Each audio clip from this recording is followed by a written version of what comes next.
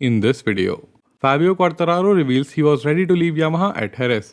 Alberto Puig admits having chassis problems which Honda doesn't understand. And Darryn says he will be happy to step down to Moto2. My name is Sankalp and this is your Racing News Fix. Although Fabio Quartararo has now signed to stay with Yamaha until the end of 2024, in an interview with Speedweek.com, he revealed that at Jerez, he came very close to leaving them. Fabio started by saying, "The bike we had in the first half of the season is the same as the one we had in Qatar, completely the same. It is true that I expected more from Yamaha during the winter after engine development had previously been frozen for 18 months. I expected a faster engine, but they didn't deliver." Fabio said that his mindset change at Austin is what helped him turn the season around.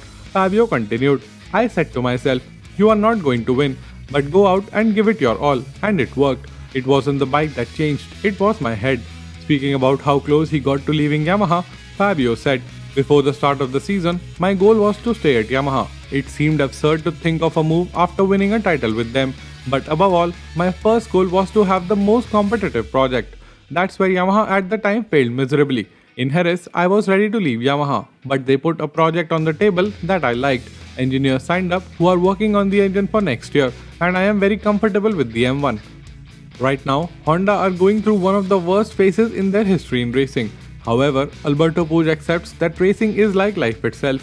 There are good moments and there are bad ones." Puig said, "This is a bad moment that you have to go through.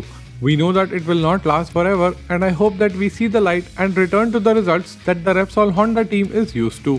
Speaking about the problems of the new RC213V, Puig continued, "I think we are not doing what we should be doing because we haven't really found an answer to the problems.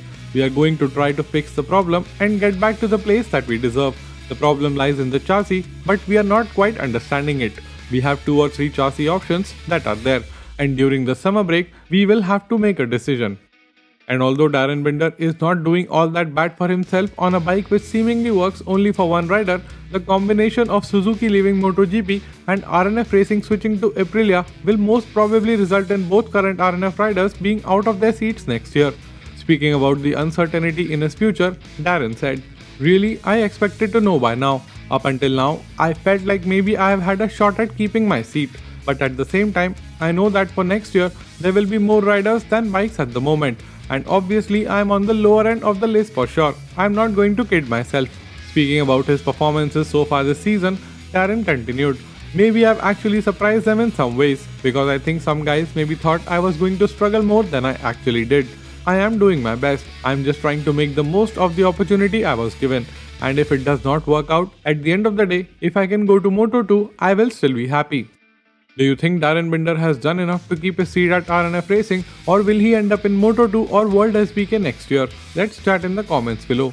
If you made it till here and still are not subscribed, what are you waiting for? Hit that subscribe button and ring the notification bell. And don't forget to check out these 2 videos which I know you will enjoy.